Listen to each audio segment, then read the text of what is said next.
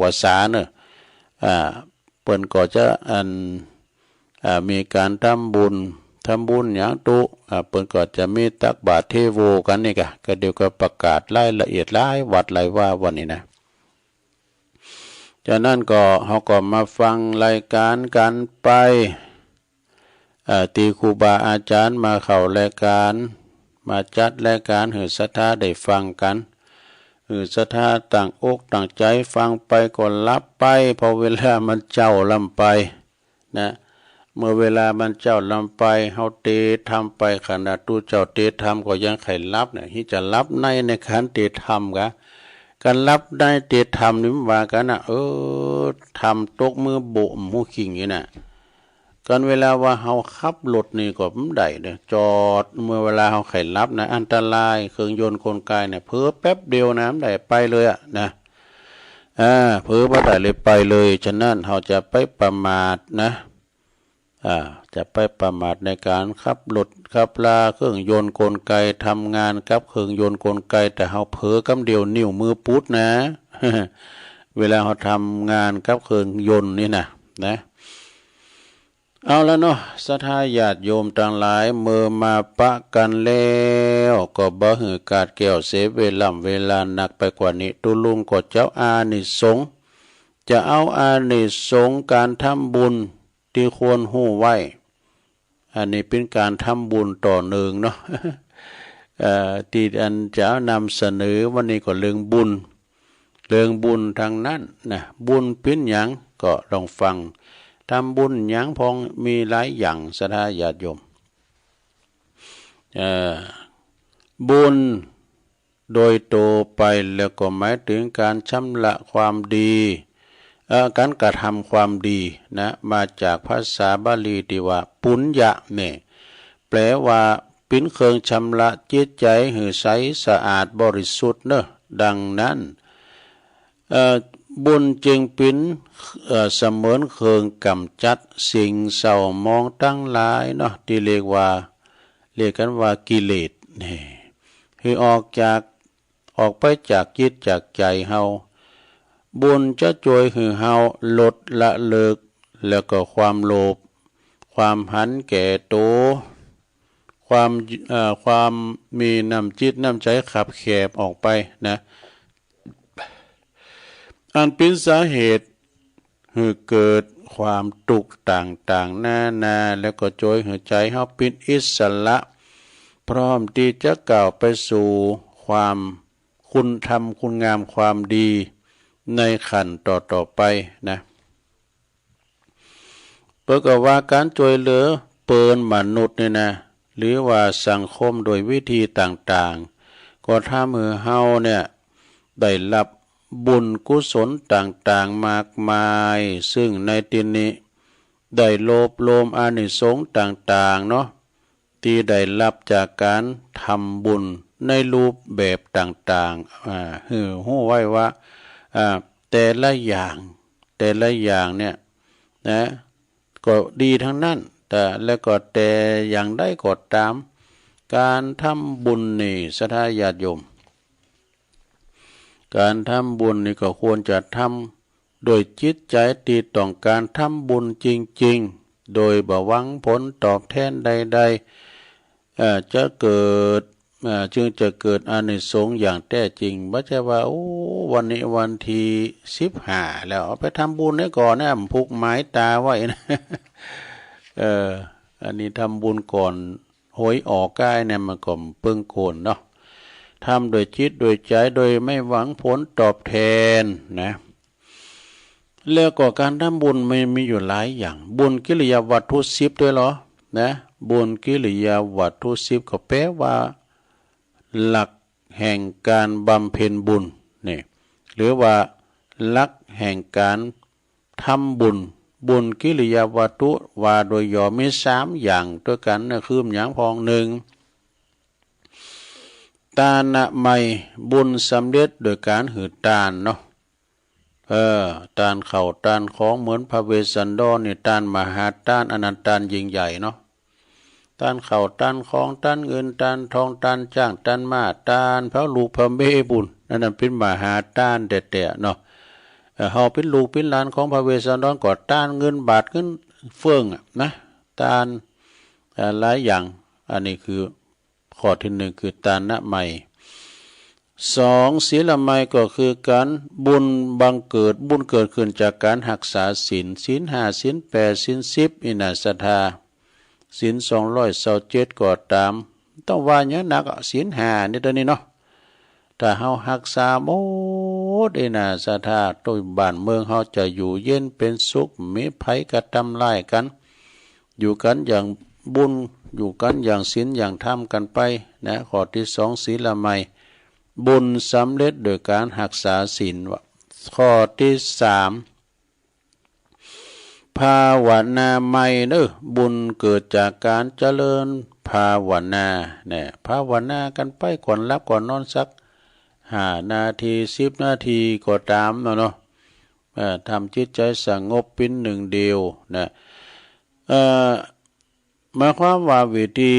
หรือวันลักษณ์แห่งการทำบุญในทางพระพุทธศาสนานี่ก็มันจะอุดโดยย่อแล้วมีเพียง3อย่างคือทานศีลภาวนาแต่ถ้าขยายความให้กว้างออกไปบุญกิริยาวัตถุ10มี10ประการแถมแล้วคือหยังก็คือ1ทานะใหม่บุญเกิดจากการให้ทาน2ศีลใหม่บุญเกิดจากการรักษาศีล3ภาวนาใหม่บุญเกิดจากการเจริญเมตตาภาวนา4อัปปัจจายนะใหม่บุญเกิดจากการอ่อนน้อมถ่อมตนต่อผู้รักผู้ใหญ่เน้อ5วิยาวัจจะใหม่บุญเกิดจากการขวนขวายในกิตติสอบ6ปัตตานุโมทนาใหม่บุญเกิดจากการบุญเกิดจากการอนุโมทนาส่วนบุญนะบุญจะเกิดจากการฮือส่วนบุญแล้วก็7ปัตตานุโมทนาใหม่บุญเกิดจากการอนุโมทนาซึ่งส่วนบุญนะเปิ้นทำบุญที่ไหนเฮายกมือไหวก็หมายความว่าปัตตานุโมทนาใหม่ยกมือสาธุก็ได้บุญโดยเปิ้นเด้อ8ธรรมสวนาใหม่บุญเกิดจากการฟังธรรมนี่การฟังธรรมก็ได้บุญนะหลวงเด้อ9ธรรมเทศนาใหม่บุญเกิดจากการแสดงธรรมนี่สุดท้ายข้อที่10หลวงเอ้ยทิฏฐุชุกรรมนี่ก็คือการทำความหารหืดตรงการปรับปรุงความคิดให้ถูกต้องนี่อันนี้มี10อย่างนะซะนะแล้วยังมีเบ็ดตะเล็ดมันแถมบทลายนะหลวงเด้อลายเด้อเฮามาสั่งบุญทำบุญกันเตอะอีน่ะมันมีหลายอย่างการทำบุญเนี่ยหลวงเอ้ยเอาขั้นแรกก่อนเนาะมันนั่งสมาธิก่อนนี่ข้อที่1นะเฮามานั่งสมาธินั่งเจริญเมตตาภาวนาอย่างน้อยวันละ15 นาทีก็ตามหรือว่าเดินจงกรมก็ได้นะอานิสงส์ในการนั่งสมาธิมีจะหือ เปิ้นว่าเปอสติปัญญาดติเฉลียวฉลาดนี่ขันทั้งว่ามีสติพยาปัญญาเฉลียวฉลาดขึ้นทั้งภพนี้แล้วก็ภพหน้านี่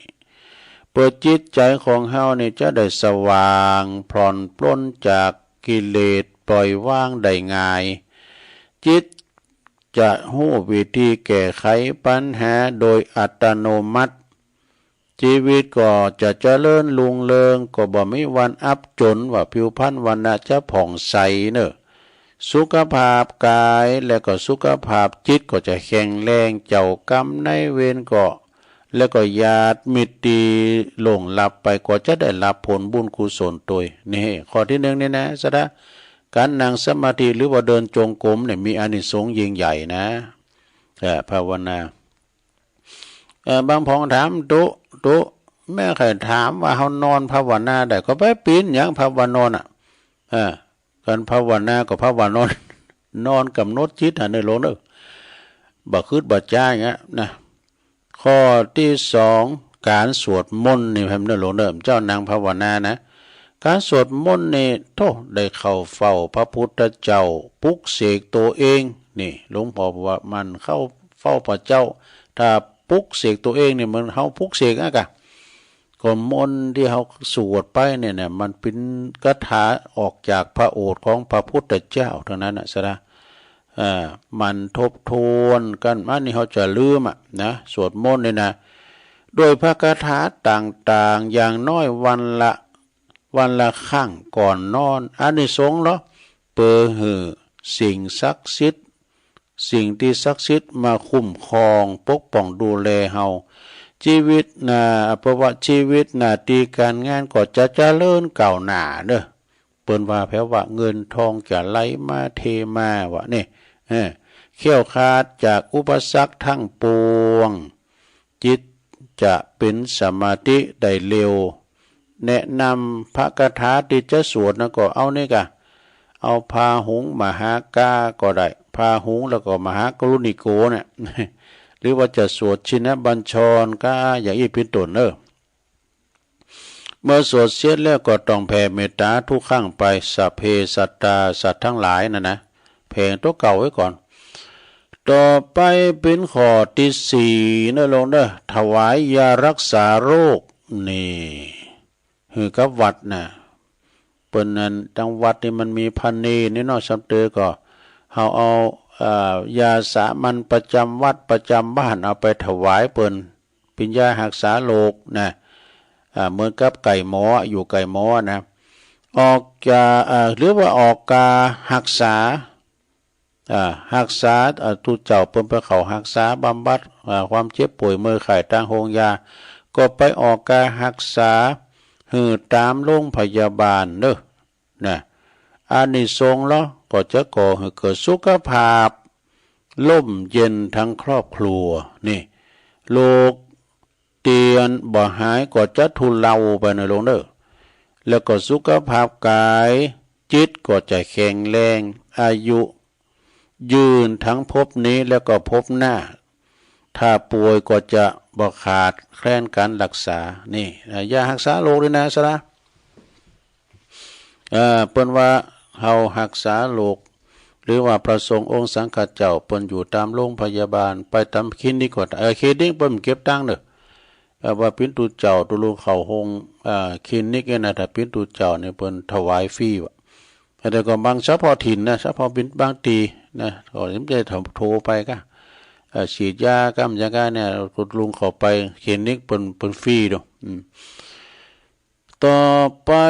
เป็นข้อที่สี่แน่มาแล้วการทำบุญตักบาตรทุกเช้าเนี่ยบางคนบ่ได้ไปวัดนะแต่ว่าบุญมาจูโหขึ้นใดจูประตูโหพระเนนเทนน้อยขโยมพระน้อยเปิ้นมาบิณฑบาตเฮาได้ใส่บาตรถึงวันอานิสงส์มากหนักเด้อบุญมาจูถึงบาตรเปิ้นว่าอานิสงส์นั้นก็ได้ช่วยเหลือศาสนาต่อไปทั้งภพนี้แล้วก็ภพหน้าบ่ขาดแคลนอาหารตายไปก็บ่หิวโหยอยู่ในภพดีบ่ขาดแคลนอาหารสำหรับกับเขาข้าวปลาอาหารจะอุดมสมบูรณ์นี่ศรัทธาญาติโยมมันใส่บาตรลงมันใส่บาตรญาติปกใส่บาตรพระเนรวัดเฮาที่เปิ้นมาตกปิ่นโตก็ดีที่เปิ้นมาบิณฑบาตก็ดีก็ใส่ไปสุขโหมะไปใจแล้วก็ข้อที่ห้าทำหนังสือหรือว่าสื่อต่างๆเกี่ยวกับธรรมะแจกฟรีแก่ผู้คนเป็นธรรมทานขอเข้าท่ากะศรัทธาญาติโยมทั้งหลายที่เปิ้นถวายหนังสือธรรมะตามสถานที่ต่างๆห้องสมุดก้ามสังกายเอาเปิ้นเอาไปอ่านนี่ก็ได้บุญเเปิ้นเอาธรรมมาปินต้านก็ดีฮะสัพพะทานังธรรมะทานังชินาติเหมือนกับตุลุงวาหังตุอุ้ยเขาก็หลวงพ่อบุญปันปุญญธรรมโมวัดแม่โป่งร้อยสะเก็ดก็ดีท่านพระอาจารย์สมเพชรปัญญาโนก็ดีหลายท่านที่เปิ้นมอบหมายถวายปนนั้นสุนทรบุญญาสิงเขาก็นี่แม่กิมล้างเอาหลายผู้หลายคุณที่เปิ้นมอบหมายถวายมาข อานิสงส์การเผยแผ่เนี่ยเพราะว่าเพราะธรรมทานชนะการให้ทั้งปวงนี่ผู้ให้ธรรมจึงสว่างไปด้วยลาภสรรเสริญปัญญานี่และก็บุญบารมีอย่างท่วมท้นเจ้ากรรมในเวรจะอโหสิกรรมเฮาชีวิตของเฮาจะเจริญรุ่งเรืองอย่างไม่คาดฝันนี่ใครมีหนังสือดีๆก็มาตานตุลุงเนาะ ตุลุงอย่ามาเผยแผ่อย่างเงี้ยกะแล้วยังมีทั้งหลายอยู่นะโลเนอร์ภาคแรกนี่จบหมดนั่นแหละต่อไปข้อที่6การสร้างพระเจ้าการสร้างพระถวายวัดนะหรือว่าเขาไปปั่นพระเจ้าเต้นใจก้าเนี่ยอย่างวัดใหม่เชตวันตุลุงโอตุปีโอเขาเนี่ยนะเพิ่นจะปั่นพระเจ้ารอพระเจ้าวันที่10เนี่ย10พฤศจิกาเนาะที่วัดเชตวันโอ้เป็นบุญเนี่ยปากันไปเนี่ยรูปล้ำตามตัววัดเชตวันในพี่น้องไตนักเด้อในแรงดึงดูดยึดเหนี่ยวจิตใจก็คือตุลุงโอตุปีโอยี่เฉียง วัดเชตวันตำบลยางคามวันที่10เพิ่นมีงานบุญใหญ่เนอะกฐินด้วยหล่อพระด้วยการสร้างพระเจ้าสร้างพระไว้ถวายไว้กับวัดอานิสงส์เพื่อจะได้ผ่อนปลนหนี้กรรมเนอะคือบางเบาคือชีวิตเจริญรุ่งเรืองนะสิ่งศักดิ์สิทธิ์จะคอยคุ้มครองเขาเนี่ยแค้วคลาดปลอดภัยแค้วคลาดจากอุปสรรคทั้งปวงครอบครัวเป็นสุขแล้วก็ได้เกิดมาอยู่ในร่มโพของพุทธศาสนาตลอดไปนี่ตโรการแปลงพระสร้างพระนี่นะบ่ใจบ่ให้บ่ดีนะลงเด้อตานพระตานเจ้าหรือว่าสร้างพระปั่นพระรอพระเจ้าไว้กับวัดกับว่านี่นะเปิ้นมีการไม่งานไหนเฮาก็ไปนะไปช่วยเปิ้นติวปูนก้าแน่ไปเขียนนั่นแผ่นเงินแผ่นทองบรรจุก้าเนี่ยโอ้มีอานิสงส์แห่งกะต่อไปข้อที่7เน้อลงเน้อข้อที่7แบ่งเวลาชีวิตไปเปิ้นว่าแบ่งเวลาชีวิตไปโบสถ์เป็นชีพราหมณ์นี่หรือว่าโบสถ์เป็นตุเป็นพระเป็กตุโบสถ์พระแม่ว่าอย่างน้อย9 วันขึ้นไปก็ตามเถอะนะอานิสงส์เป็นจะได้ตอบแทนคุณของพ่อของแม่บิดามารดาอย่างเต็มที่เนอะผ่อนปลนเจ้าหนี้ไปเกี่ยวผ่อนปลนหนี้กรรมเนี่ยอุทิศผลบุญให้กับญาติแล้วก็มิตรแล้วก็เจ้ากรรมในเวรสร้างปัจจัยสู่นิพพานนี่ในภพต่อไปได้เกิดมาอยู่ในร่มโพของพุทธศาสนาจิตจะเป็นกุศลอันยิ่งใหญ่นี่แน่ซะนะเนาะไผได้บทตุเปกพระนี่นะปูดโตสุดยอดละแม้ว่าหำได้บทโกนโหก็ตามบทเป็นพราหมณ์เป็นผ้าขาวอีกก็ดีเนาะชีพราหมณ์อย่างต่างๆได้อานิสงส์เนอะโยมเนอะได้อานิสงส์ต่อไปเป็นข้อที่8ข้อที่8นี่สำเร็จได้บริจาคเลิศนี่หรือว่าบริจาคร่างกายนะมอบกายถวายร่างเป็นอาจารย์ใหญ่นี่นะเท่าสุดยอดละลงนะสุดยอดละอานิสงส์เป็นจังได๋ผิวพรรณวรรณะผ่องใสสุขภาพเขาจะแข็งแรงช่วยต่ออายุต่อไปจะมีผู้คอยช่วยเหลือนี่บ่หืออันบ่หือตกทุกข์ได้ยากเทพยดาปกปักรักษาดูนะได้เกิดมามีร่างกายที่จะงดงามนี่เกิดมาพบหน้าจะใดก็ตามจะมีร่างกายงดงามในภพหน้าแล้วก็ส่วนภพนี้ก็จะมีราศีผุดผ่องนี่จะธรรมดานะบริจาคเลือดบริจาคร่างกายเนี่ยนะข้อที่8ต่อไปเป็นข้อที่9ดอยปล่อยนกบ่ใจอันนั้นเป็นวัดข้อที่9นี้ปล่อยนกปล่อยป่าที่เขาซื้อมาจากตลาดกาดก็ดีรวมทั้งปล่อยสัตว์หรือว่าไถ่ชีวิตสัตว์ต่างๆก็ตามเถอะนะอันนี้สงฆ์เป็นว่า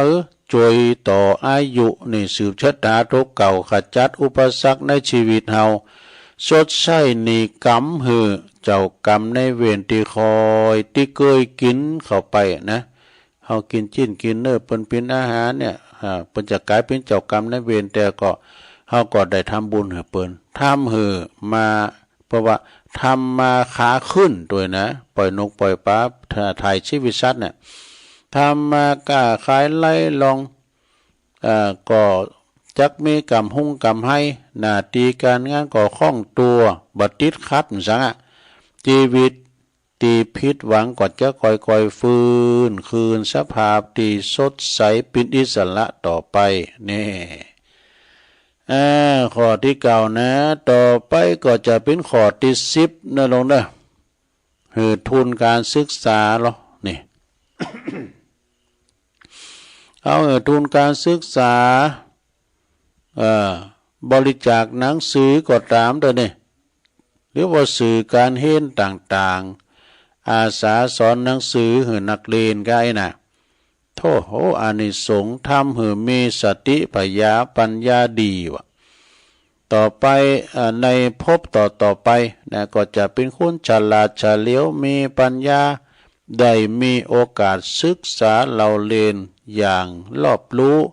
สติปัญญาสมบูรณ์พร้อมนี่ดูทุนการศึกษานี่นะบริจาคหนังสือสื่อต้านอย่างต่างๆหรือว่าสื่อการเห็นต่างๆอาสาสั่งหนังสือเป็นต้านเนี่ยข้อที่11นั่นลงเลยเดี๋ยวจะจบละข้อที่11ให้เงินแก่คนที่เป็นเดือดร้อนนะให้เงินที่เป็นเดือดร้อนนี่นะเป็นคัดส่วนมาเนี่ยที่เขาจะว่าหือยืมเอาปันเลยนะตัวลูกก็จะหือมันก็แหละสุมานะไอ้มันเมาขอโต๊ะขอจ้างยักษ์ชาวลอยน่ะเฮ้ยทำไมยืนน่ะมันแก้หน่อยมาขอตั้งเสาเอาไปอันนี้หือเงินหือคุณเตที่คุณบนเดือดร้อนแต่ดูจะไปแก่นะบัจจัยหือยืมเอาหือเปิ้นแต่เนี่ยอันนี้สงฆ์เพื่อจะได้อันนี้สงฆ์บอกว่าถ้ามือเฮาเกิดลาบขาดสายทั้งภพนี้และภพหน้านี่สนะบาตกตุกใดยาเกิดมาจัดหน้าจัดใดก็ตามก็จะลำรวยแล้วก็บ่ลือบ่มีหนี้มีสินด้วยวะนี่บ่มีหนี้มีสินด้วยความยากจนในจัดนี้ก็จะทุเลาลงทุเลาเบาบางลงจะได้เงินทองกับมาอย่างไม่คาดฝันนี่จะได้นี่นะเอาเงินหนึ่งปนเนี่ยแล้วก็ต่อไปข้อที่12รักษาศีล5แล้วก็ศีล8นี่มีอานิสงส์อย่างใดลองเอาฟังว่าเด้อรักษาศีล5และศีล8นี่อานิสงส์ก็คือบ่ต้องไปเกิดเป็นเปรตหรือว่าสัตว์นรกได้มาเกิดเป็นมนุษย์ผู้ประเสริฐนะเกิดในเมืองคุณนะเนี่ยหลงเป็นผู้ดีเป็นคุณดีเป็นผู้ประเสริฐครบบริบูรณ์ชีวิตจะลุงเรืองเจริญลุงเรืองกรรมเวรก็จะบัถาถมพยานอันตรายก็ไม่ย่างไกลนี่เทวดานางฟ้าปกปักรักษาโตรักษาศีล5เนี่ยนะหลวงนะโหหลายอยู่เด้ออันนี้ทำแบบนึงเด้ออันนี้เอาไว้ตัวหน้าก็ทำ10กว่าข้อเนาะมันหลายอยู่นี่นั่นน่ะอันนี้เอาไว้นี่ก่อนเนาะเนี่ยสดาญาติโยมเด้อการทำบุญต่างๆตัวลุงก็ได้น้อมนำมาสาธยายให้ศรัทธาได้ฟังกันนะบุญคือเป็นอย่างใดการทำบุญก็ได้หลายอย่างด้วยกันการทำบุญทำกุศลอย่างสุดวัดสาเนี่ยเขาไปนอนวัดก็ได้บุญได้ทำบุญหน่อยนะเต็มว่าเขาไม่ได้ไปนอนเขาก็ไปวัดไปวาซาเขาจังหันก็ตึงได้บุญเปิ้นมากุมเขาในที่น้ำตู้หู้เขาไปใส่บาตรก็ได้บุญเนี่ยได้บุญหมดบุญเนี่ยมันจะมีกติวัดนะ ที่บ้านก็มีที่โรงยาก็มีซะนะโรงยุกโรงยาเนี่ยเวลาว่าเปิ้นเจ็บไข้ได้พยาเปิ้นก็ไปโรงยุกโรงยา อย่างว่าตู้เจ้าเนาะเปิ้นอาพาธนะเปิ้นเข้าไปโรงยุกโรงยาเฮาไปถวายปัจจัยในการรักษาก็ได้บุญ หรือว่าเปิ้นกำลังฉันเพลกันอยู่หั่นเฮาไปเป็นเจ้าภาพเพล ตัวลุงก็มีหลายเตือไปโดยเปิ้นนะเปิ้นเขาไปฉันเขาง่ายเนาะง่ายควายเพราะไปเดินทางไกลด้วยเปิ้นกำลังจะเปิดร้านโอ้เปิ้นเจ้าของร้านเปิ้นถือว่าเป็นนั่นนิมิตหมายอันดีที่ตุเจ้าเปิ้นเข้าร้านมาน่ะเปิ้นมาแหกหมานี่แหละเว้ย เปิ้นก็โตฉันเขาก็ล่ามไม่ได้เด้อตุลุงนะก็เดี๋ยวเปิ้นคิดตังบ่เอาแล้วเจ้าขอปอนเอาสัพพิติโยโตพองอ่านให้สั่งให้สักถ้วยนี่ พองอ่านให้สั่งให้สักถ้วยดูดี เอาติ้มตี อันนี้วาลินมาแล้วเนี่ยเปิ้นอีมาบ่อีมากะเอามาสั่งต่อแล้วมื้อ เขากินนี่เปิ้นขายนี่ลำได้ลุงนะเขามาแหมจำเดิมมาอยู่บ่ลำมันเปิ้นเยวเนี่ยเปิ้นหาพอเปิ้นเยเปิ้นบ่รู้บุบาปนะคนลำอยู่เฮ้ยอย่าทำบุญได้หลายต่างนะลงเนอทำบุญกับปอกกับแม่ยิ่งได้อานิสงส์เนอเนี่ยอย่างตุลุงเคยว่าน่ะไปทำบุญตักบาตร100 วัดพันวัดมันยังบัดเต่าตักเข้าใส่ปากปอปากแม่เด้อเนอลงเอ้ย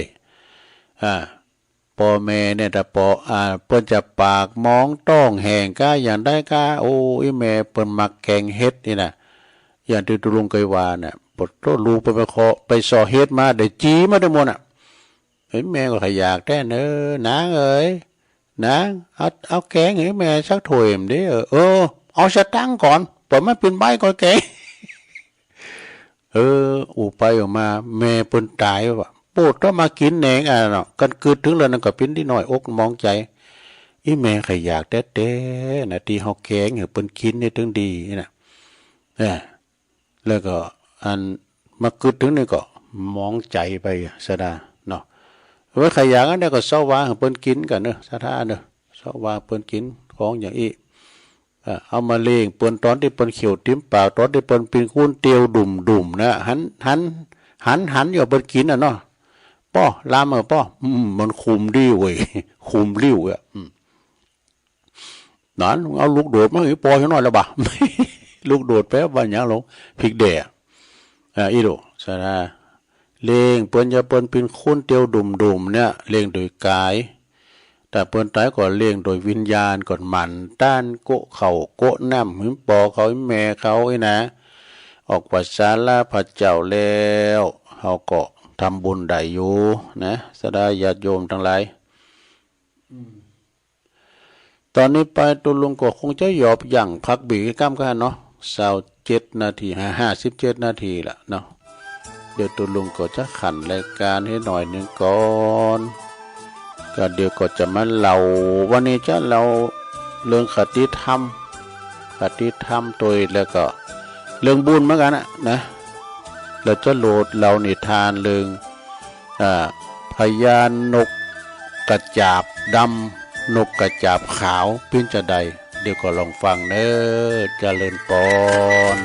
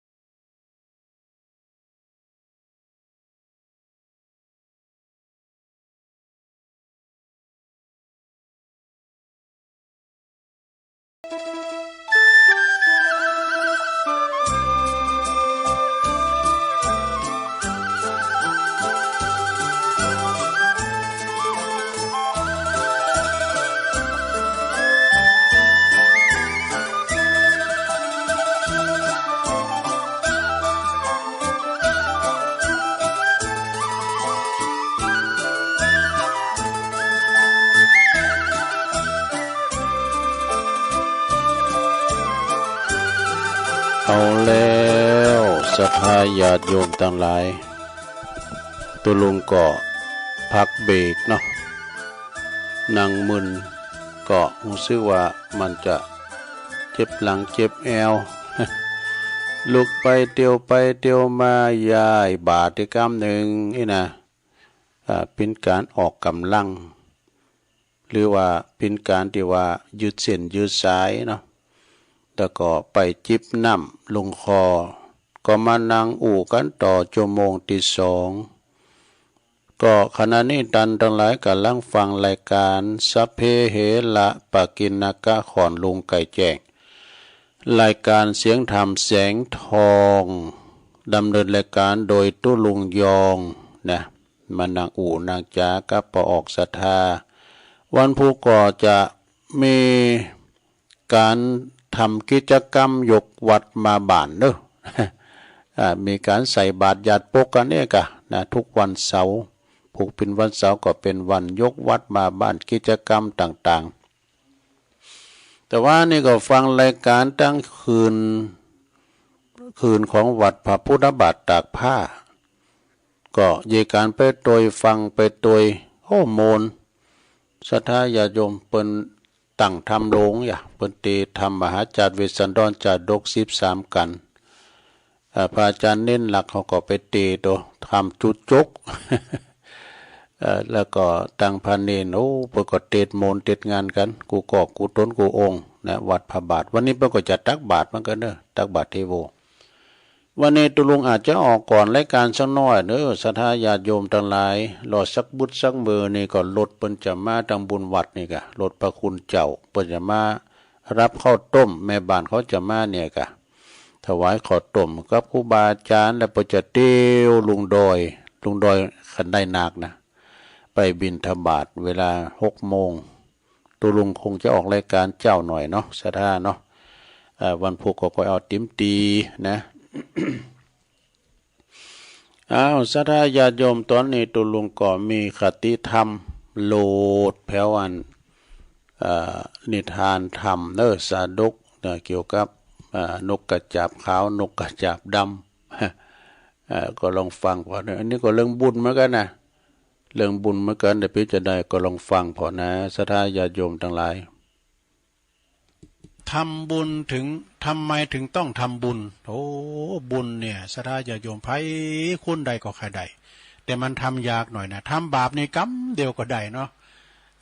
เหมือนกับกรรมอู่กรรมจ๋าเนี่ยศรัทธาอู่หือเปิ้นหักอยากหนักจักหวังอู่หือเปิ้นจังกรรมเดียวก็ได้เนี่ย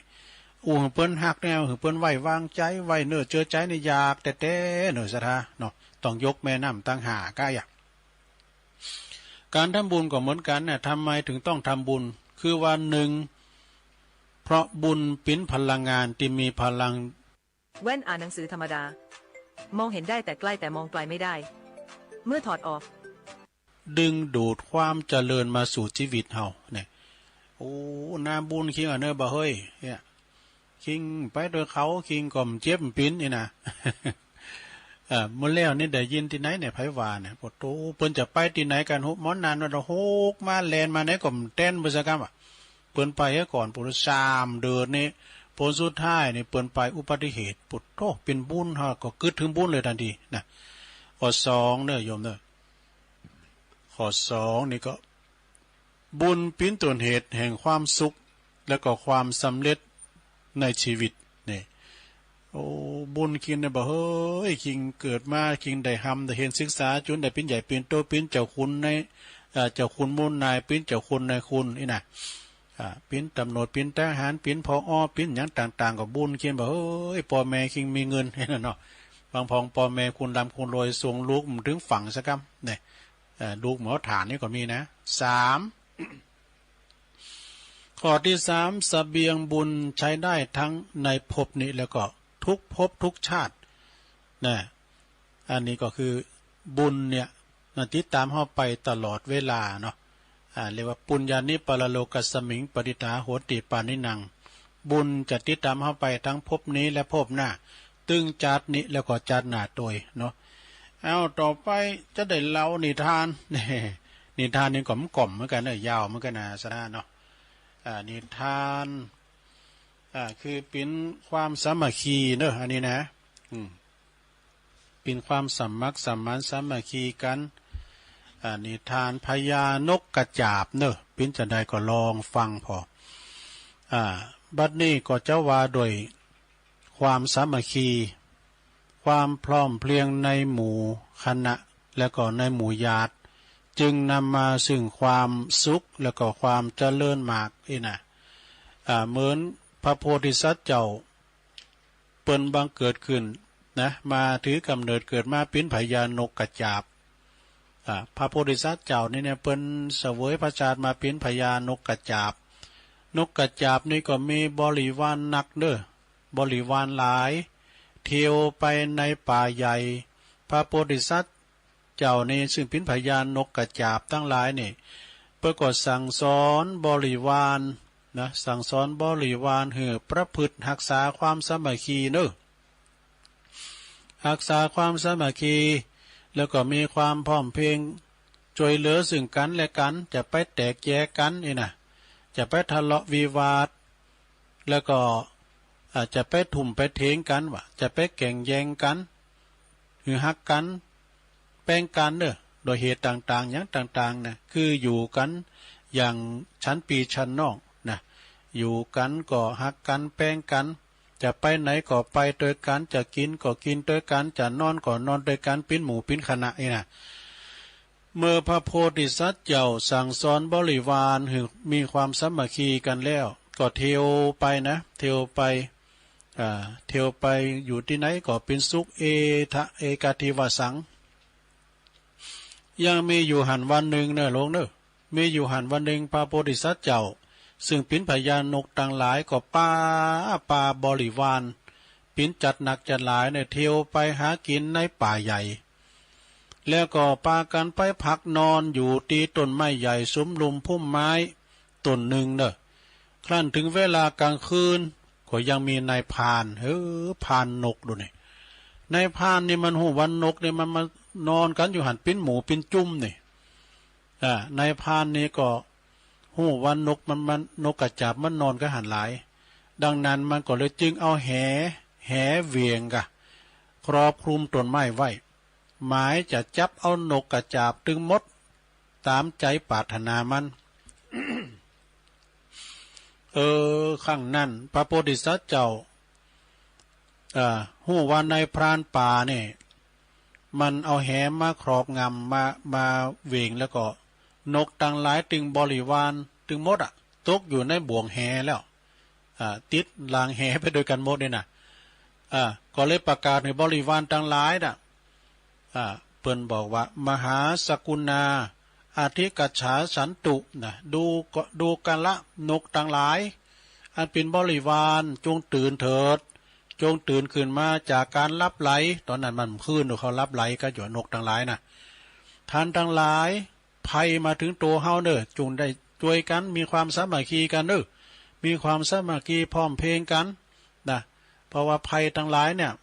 มันมาหาเฮาแล้วครั้นนกต่างหลายตื่นขึ้นมาพร้อมใจกันเมื่อว่าโหนาสั่งบริวารบินขึ้นสู่บนอากาศบินตึงฝูงทั้งหมดเลยนะแหของนายพรานก็เปิดขึ้นออกนะนกต่างหลายก็บินออกไปได้โดยบัดถึงซึ่งความตายอาศัยความพร้อมเพรียงนี่ปลอดภัยเลยปลอดภัยจากโควิดจากแหกันเนาะจากแหแล้วก็ยังอันเป็นพรานเรียกว่าเป็นนกกระจาบขาวนะที่นี่มานกกระจาบดำกำหนึ่งนี่มันมีทานซ่อนที่ทานนะนกกระจาบดำนี่ก็มีโหนนกกระจาบดำนี่ก็คือพระเทวทัตนี่เป็นพระเทวทัตโดเป็นขู่ปรับของพระพุทธเจ้าทุกภพทุกชาติพระเทวทัตนี่บังเกิดขึ้นเป็นนกกระจาบดำนี่มันมีดำมีขาวมีบริวารเนอะเป็นโหนดูนกกระจาบดำในเป็นโหนาบริวารมี500ตัวกันนะดูได้พระพฤติรักษาประพฤติรักษาซึ่งความพร้อมเพรียงความสามัคคีมันไม่เคยมีมีแต่ความทะเลาะวิวาทกันทุ่มเถียงกันเป็นเบื้องหน้ามันมีความสามัคคีกัน พอโหนานะโหนานี่สำคัญนะโหนาเนี่ยจะอยู่จะกินจะอยู่จะได้จะนอนจะได้แบบพร้อมกันไผไข่กินก็กินไผไข่แอลก็แอลเอ๊กน้ำมันเชลวีพาวเวอร์ดีจริงรับรองจากตัวแทนผู้ใช้จริงทั่วประเทศเชลวีพาวเวอร์น้ำมันเกรดพรีเมียมยอดขายอันดับไผไข่เยี่ยมยังก็อย่าตามใจตัวเองบ่ฟังโหนาเนี่ยบริวารเนี่ยมันบ่ฟังโหนาก็คือพญานกกระจาบดำนี่คือถือกำเนิดเกิดมาก็คือพระเทวทัตเนี่ยเอกทิวสังยังมีอยู่หันวันหนึ่งเนอะมีอยู่หันวันหนึ่งนกกระจาบดำปลาบริวารเที่ยวหาอาหารในป่าลึกดึกนะในป่าใหญ่ก็ไปหาอาหารว่าเวลาพบคำเย็นมาแล้วก็ปลาบริวาร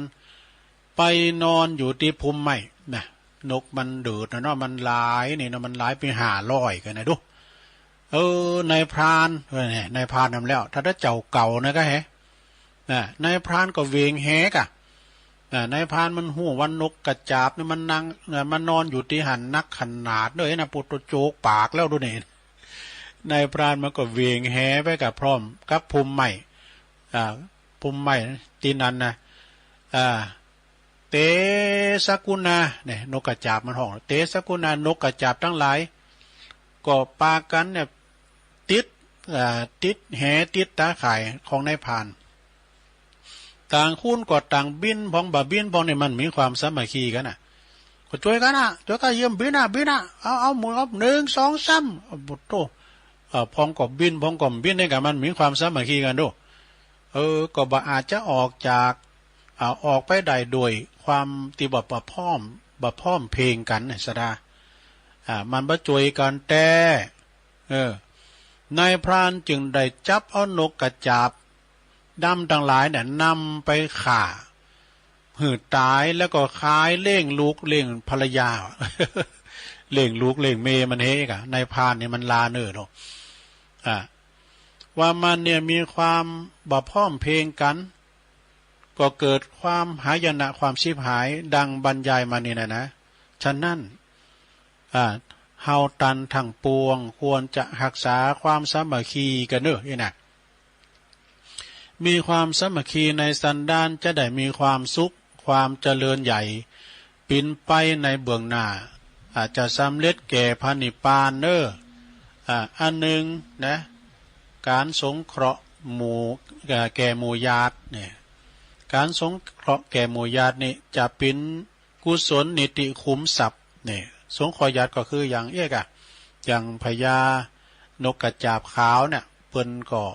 ได้ของได้ยังมากก็เอามาหือนกกระจาบที่เปิ้นเฒ่าเปิ้นแก่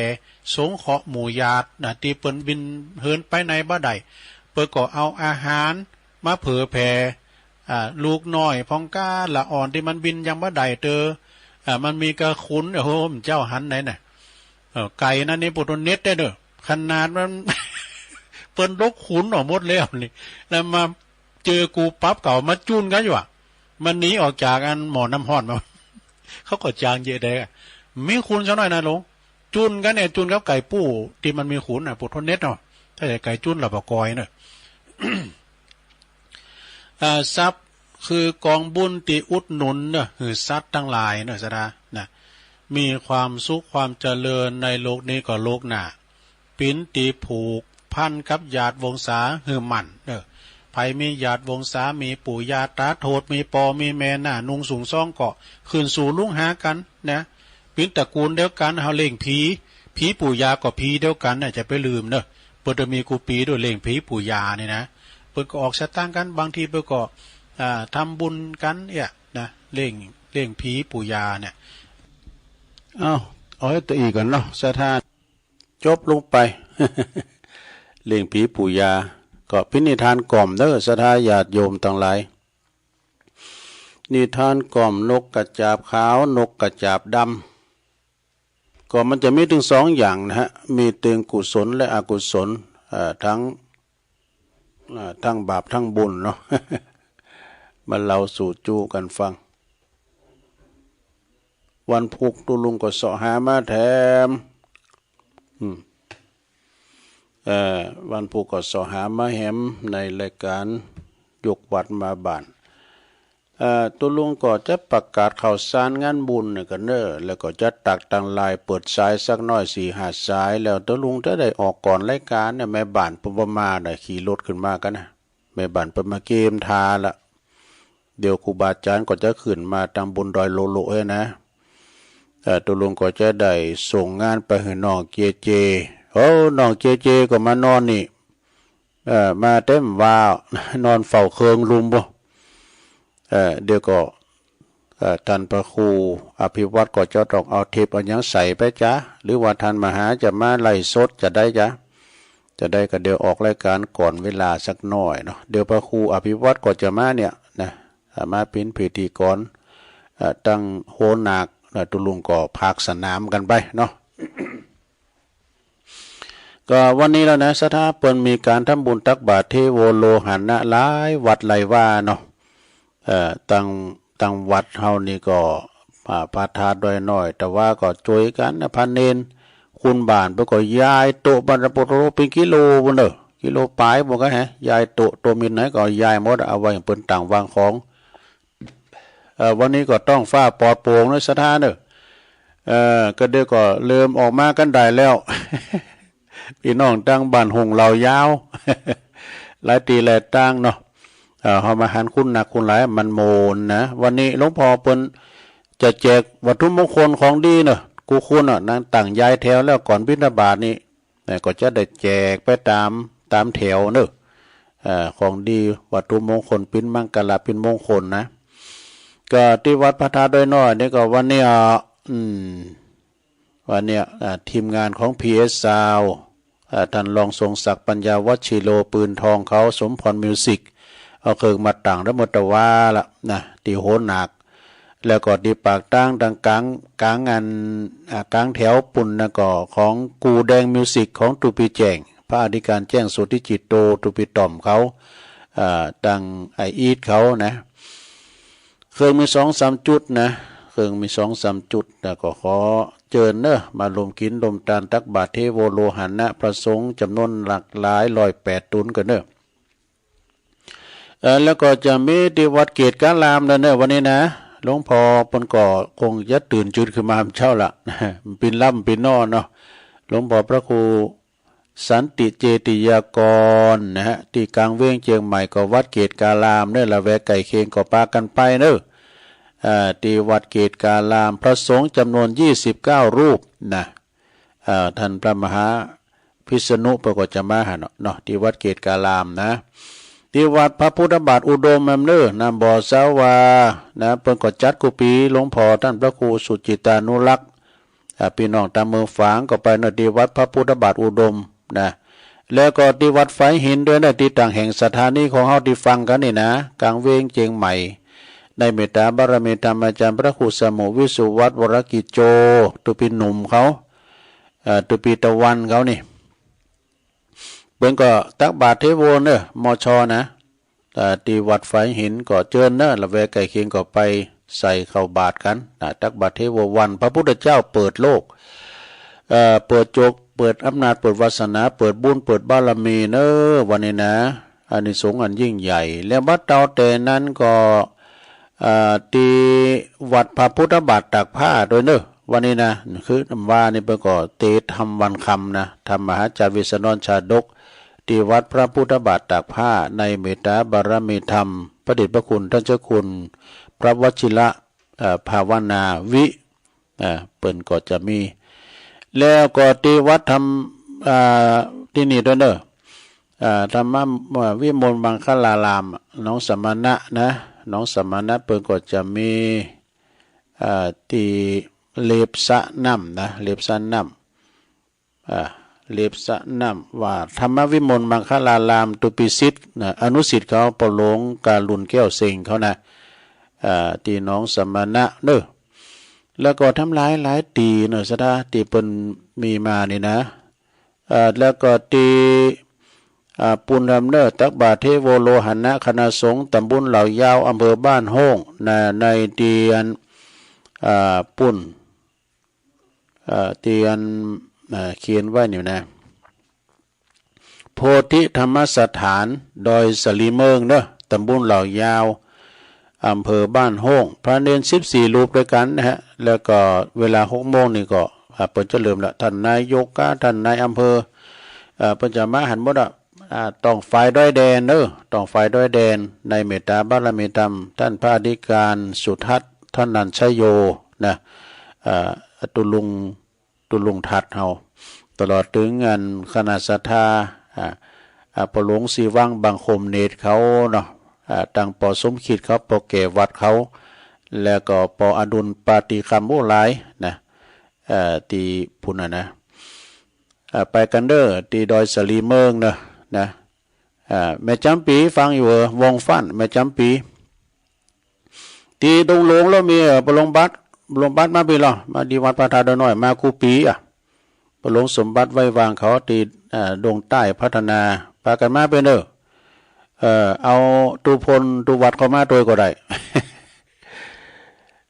แล้วก็มีทำหลายตีเนอะสถาแล้วก็มีวันที่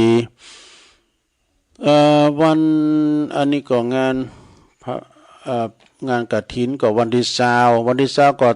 มีบุญกฐินที่วัดพระธาตุดอยน้อยนะวันปลูกวันที่19เป็นวันห่างวันดาแล้วได้แปลงโคสืบชะตาเนี่ยแต่แปลงโคสืบชะตาผูกคำวันคำจะได้ห่างดาโคสืบชะตาแล้ววันที่20ก็จะมีกฐินจากกทมตัวเอกหลายสายอยู่แต่ที่แรกก็ว่าจะได้หอมซองไปท่านมหาไปตัดตาลที่วัดอินทขินเมตแตงเพราะว่างานมันเต็ดกันได้ฝากห้อมไปเนาะเขียนซองไว้เรียบร้อยละตุบีวันใหม่ก็โจ้ก็มันได้ไปเพราะว่ามันเต็ดงานเฮาเนาะแล้ววันที่20ก็ที่วัดพระธาตุดอยหล่อด้วยเนอะที่ท่านพระอธิการจิตอนาลโยนะที่วัดพระธาตุดอยหล่ออันนี้เหมือนว่าคณะดนตรีปุ่นเมืองประยุกต์นะดอยหล่อศิลป์อาจารย์ฟุ้งเขาเปิดจะไปเป็นเจ้าภาพตานกฐินที่วัดพระธาตุดอยหล่อด้วยเนาะแล้วก็วันที่26นะ26วันเสาร์นี่ก็ที่วัดวังกูเนอะทำบุญฉลองอายุวัฒนมงคลของอาจารย์พระครูวรวัฒน์พิสารเจ้าวัดวังกูเนอะเพิ่นจะมีงานทำบุญอายุด้วยแล้วก็บุญกฐินด้วยเนอะสืบชะตาลงด้วยก็ปากันไปเนอะจะไปเปิดห้องตาลก็ดีหับสังก็ดีที่วัดวังกูวันที่26เด้อเวลา9 โมงปิ้นตุนไป27ก็มีหลายตีนี่ก็ไปประจำอยู่ที่วัดมอนห้วยแก้วให้แล้วที่อาจารย์สมหวังพระครูกัลยาณปราโมทย์บ่จะมีงานบุญกฐินที่วัดม่อนห้วยแก้ววันที่27วันติดเนาะวัดห้วยงูในนะเมืองฝางอาจจะได้ฝากซองไปทำแล้วนั่นแล้ววัดดอนจันทร์แล้วไหนด้วยวัดบ้านเกิดของอาจารย์พระครูอภิวัฒนวิกรมมันเตียดกันได้ปีอย่างเนาะแล้วก็วันที่10ก่อนงานบุญกฐินสำนักสงฆ์หอมบุญป่าไม้แดงดอยสะเก็ดนี่มันเตียดไหนเหี่ยไปอยู่ วาลินมาได้ไก่นี่ที่หลวงพ่อมานิดเด้อวันที่10 พฤศจิกายนเด้อวันที่10ก็ตุลงก็ไปติดที่อื่นน้ำอยู่นะวันที่10เหมือนกันนะที่วัดพุทธศรีคีรีที่บุญดอยคุณแปะเนิ่นในเมตตาธรรมอาจารย์ท่านพระอาจารย์วรรณชัยชยานันโทเปิ้นก็จะมีกฐินในวันที่10 พฤศจิกาแล้วก็วัดหนองเฮงด้วยเด้อในเมตตาบารมีตามอาจารย์พระครูวรธรรมนาถเจ้าคณะตำบลสันติสุขอำเภอดอยหล่อเปิ้นจะมีตานเก้าอี้มานางด้วยเด้ออันนี้ก็ญาติธรรมเปิ้นจะไปหมากวงหลงหลายที่วัดหนองเหียงแล้วก็วัดสันเมืองด้วยเด้อที่วัดพระอาจารย์เน้นหลักปัญโยนันนะวันที่10เหมือนกันเด้อเพิ่นก็จะหาทุนไว้เพิ่นจะมีปล่อยหลวงเด้อปลายปีนี่แล้วนะเพิ่นจะมีปล่อยหลวงฉะนั้นก็ไปรวมทำบุญด้วยกันไปวันที่10เด้อที่วัดสันเมืองพระจะปิ้นเจ้าภาพของละ20 บาทติดต่อที่ท่านพระอาจารย์เน้นหลักปัญโยนันเด้อแล้วก็ที่วัดไฟหินมอชอนี่ก็วันที่2 พฤศจิกายนเด้อวันที่2ก็ท่านเมตตาธรรมอาจารย์พระครูสมุวิสุวัฒน์วรกิจโจก็จะมีในวันที่2 พฤศจิกายนเนอะต่างงานแผ่นสปอร์ตเปิ้นแห่กันเนอะแห่องค์กฐินนะวันที่10ก็กฐินที่วัดใหม่เชตวันตำบลยางคามเปิ้นก็จะมีการ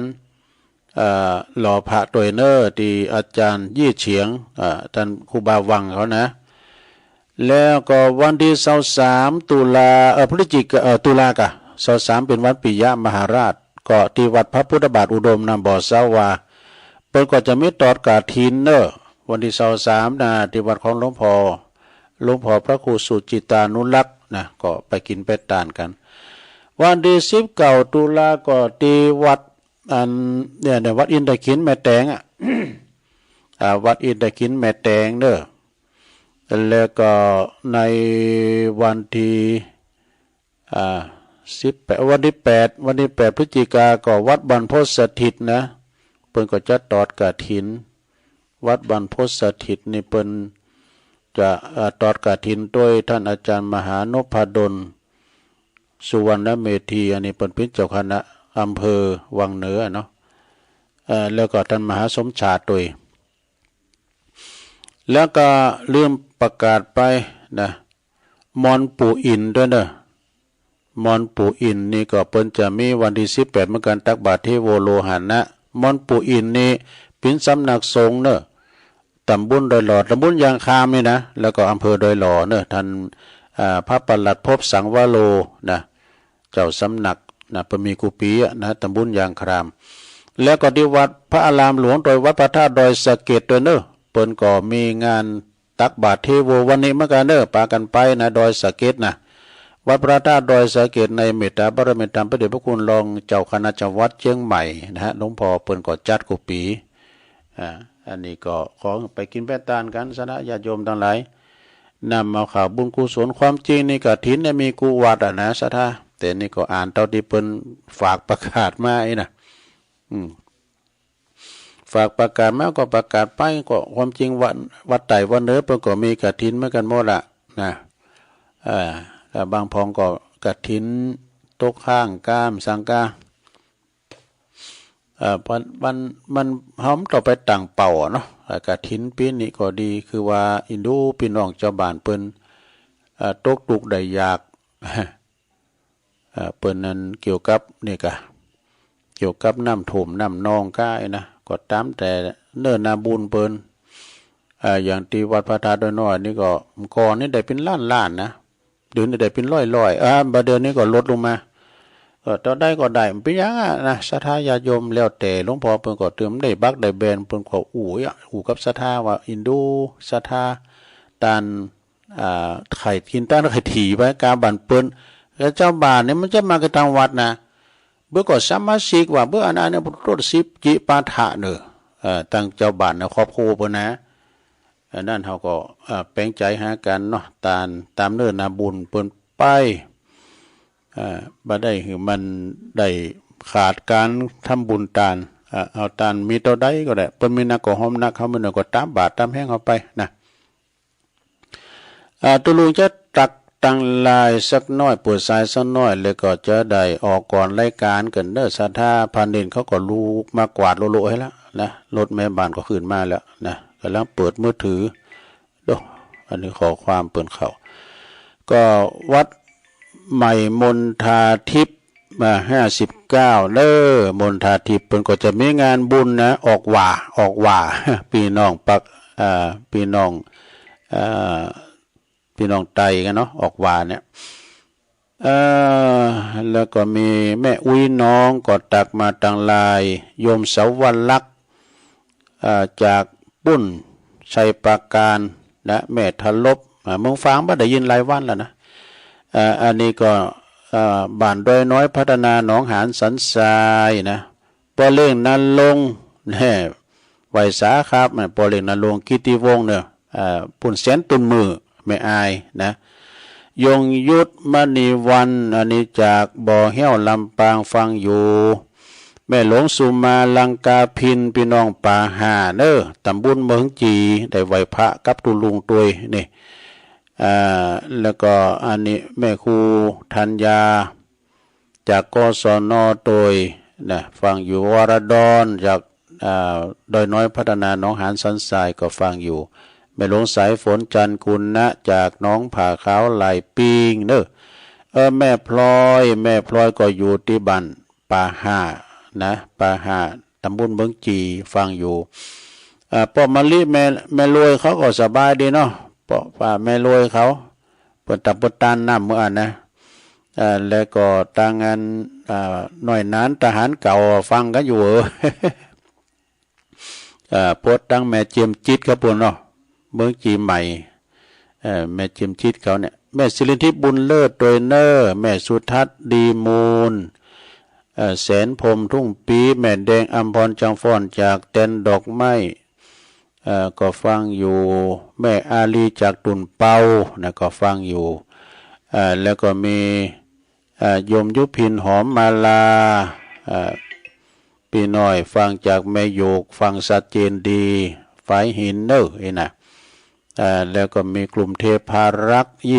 23โยมจากอันนี้บกก้างสันกำแพงเด้อฟังอยู่แล้วก็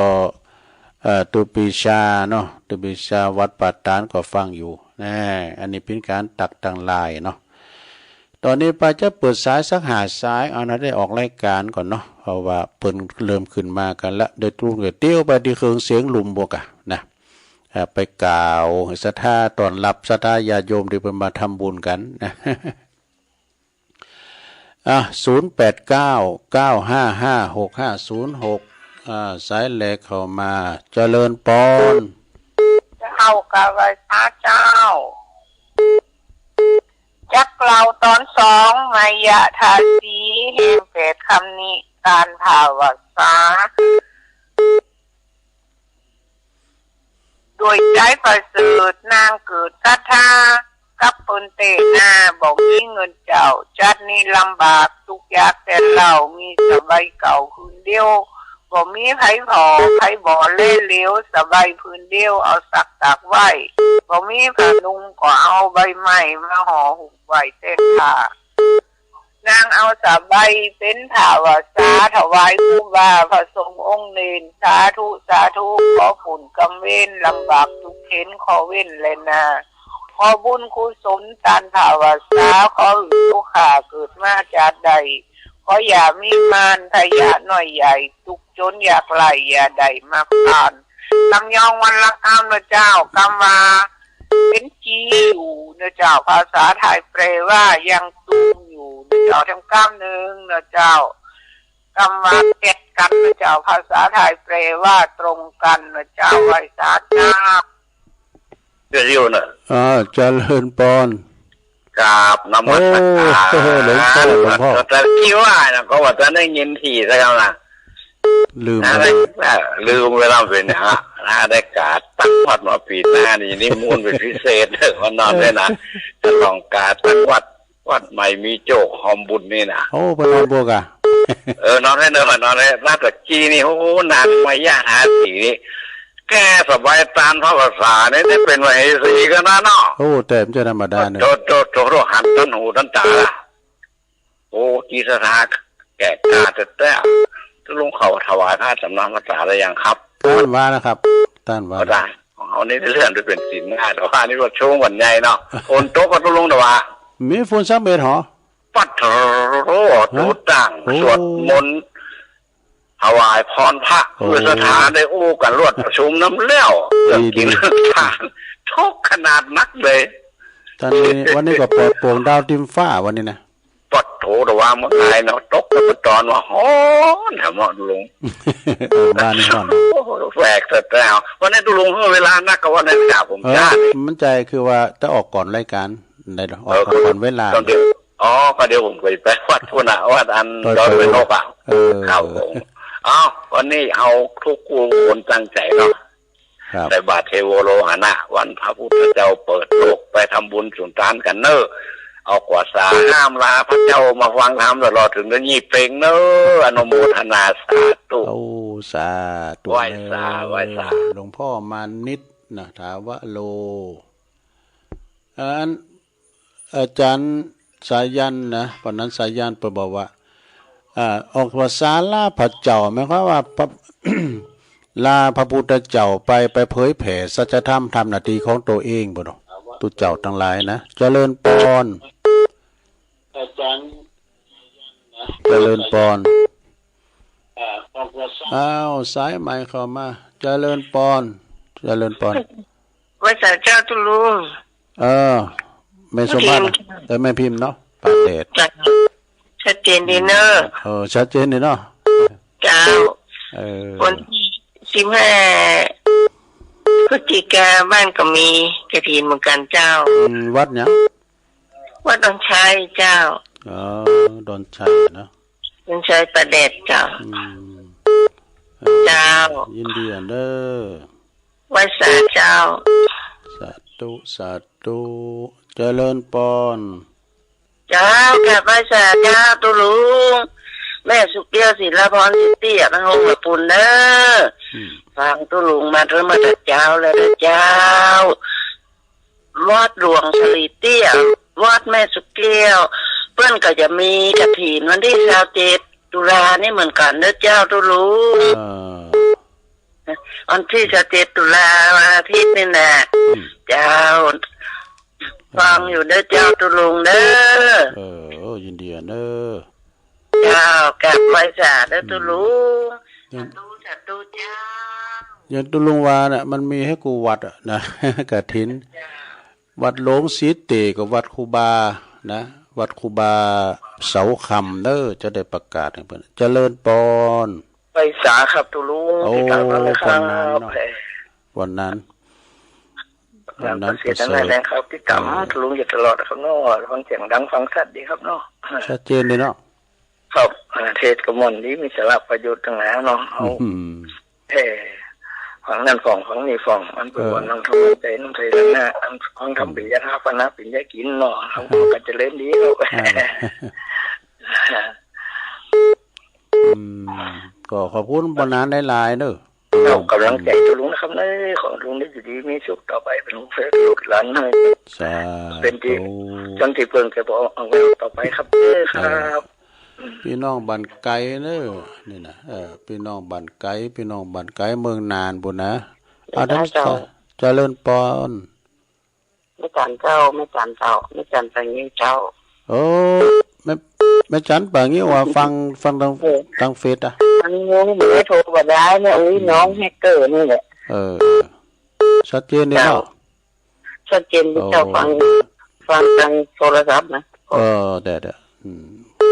ขอบคุณแม่จันนะเด้อเจ้ากำลังใจดีดู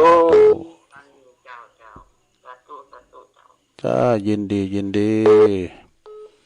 ขอน้ำสายสุดท้ายเนาะขอตุลุงออกรายการก่อนน้ำพุก็เอาติ้มเตี๋ยเจริญปอนเจ้าว่าจะเจ้าตุลุงฟังตุลุงต้องระบายโมงว่าไม่สาวคุ้มต่อวันฟังตุลุงลงมานอนบัดรับมันเนี่ยมันไม่ได้ทำสาธุเลยเนอะติดคนตักบาตรเทววันนี้จะไปนอนรับฝันทานขึ้นหงบอกน้อยสเต็ปก็ให้แบบนี้มีกันสเต็ปมันเป็นมีผู้ปีหรอกไม่นานตักบาตรเทวเจ้า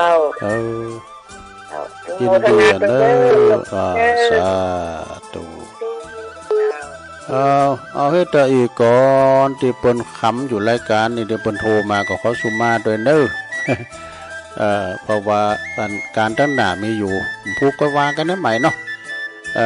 วันนี้ตุลุงก็ออกรายการก่อนสักน้อยขอความสุขความเจริญจงบังเกิดแด่ศรัทธาญาติโยมทั้งหลายทุกท่านเด้อจัตตาโลธรรมาวาตันติอายุวันโนสุขังปะลัง